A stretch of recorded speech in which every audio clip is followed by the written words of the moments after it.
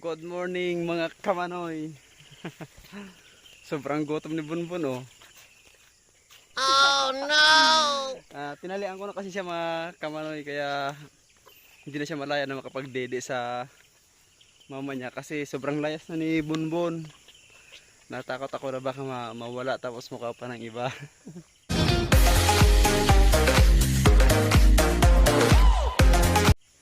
Ayun oh. Dede siya. Ito yung bago niyang lubid. Ayan, kami niya nang kinain oh. Oh, haba yan, lubid.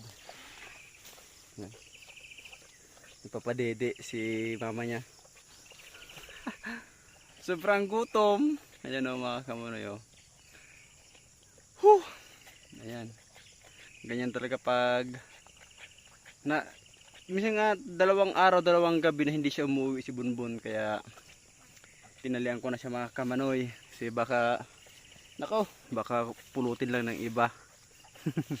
Mahirap na. Eto. Ayan. Didi muna siya mga didi time. So ayan mga kamanoy. Kaya mahirap tumaba yung kanyang mama kasi lakas yung dumede. Ayan o. Ano Bun? Gutom? Iyo pa yan. Oo ayan si Bunbun. Paano ka ba dumede? Pinga. Di ba maputol yung ano? Didi ni mama mo? Oo. Ito yung mama niya oh. Payat-payat. Kasi ang lakas dumede ni Bunbun, aka Melissa. Patingin niya, patingin niya. Hindi pa rin. Oh, ito dumede. Ayun oh, matanggal pa yung halos matanggal yung ano.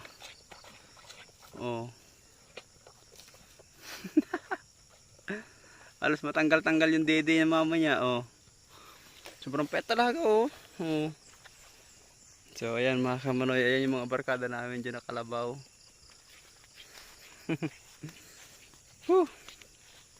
Presko rito talaga sa bukid mga kamanoy, oh. Ang dami pang hamog. Ano na yan, alas 6. Oh, ayan, may barkada si Bunbun, oh. Ayan, oh. May barkada niya. So, ayan mga kamanoy yung aming lugar. Oh. Yan, didi lang. Wow. Babantayan ko siya mga kamanoy hanggat matapos siya magdede. Ayan. Matagal yan. Siguro minsan inaabot siya ng kalahati o mag-iisang oras na dede niya. Talagang ubos talaga yung stock ni mama niya. Ayan. Nakatakot na kasi na ano siya, hindi na siya talian kasi kahit saan saan nakakapunta. Nakotsera na. Ayan mga kamanoy. So enjoy natin yung buhay ng kapaligiran. O sige, didi ka lang muna dyan. Yan yung mga kasamahan ko. Nagkukupras din sila. O ayan. So ayan pa sila. So kahapon nagpaalam na ako rito kung pwede rito maglagay ng alaga. So pwede daw mga kamanoy. Ito kasi ito kasi mga kamanoy, kahit sino kasi yung maghamawak sa kanya, hindi siya pumapalag mga kamanoy. Kasi nga mabait. Mabait to si Bunbun. Ayan, si mama niya magkakain-kain na lang dito. So itali ko lang doon may si mama niya, tapos si Bunbun dito na lang. Yung magkasama lang sila, hindi ko naman sila pinaglalay mga kamanoy kasi bagong tali pa lang ito eh. Ignorante pa sa tali mga kamanoy, baka iyak kanina nga, iyak na. So ayan mga kamanoy, so tingnan natin kung ilang oras. Uy, tama na yan. Tatanggal yung dede ni mama mo.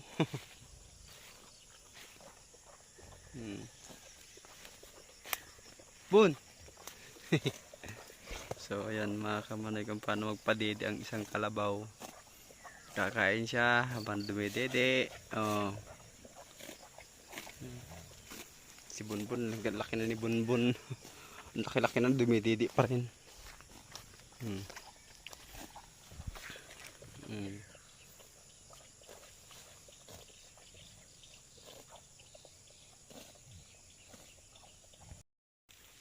So, ayan mga kamanoy, naka 20 minutes siya na dumede. Tapos, ayaw ng nanay.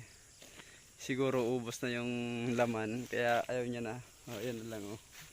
Kiss na lang siya dyan sa ano, sa dede oh. Ayan. So, ayan oh. Ayaw na nga ng nanay oh. Oh. Medyo ano tayo sa araw. Ayan oh. Umaayaw na yung nanay niya na ano, magdede siya. Ayan na Bon. So ayan mga kamanoy, 20 minutes. Mababa lang ngayon yung oras ah. Dati mag-isang oras to eh. Wala na sigurong laman. Ayan oh, lumalayo-layo na yung mama niya oh. Oh. So ayan mga kamanoy, at hanggang dito na lang, at maraming salamat sa inyo at shout out. Sana mahirap pa talaga itong tumaba kasi ang lakas bang dumidi ni Bunbun.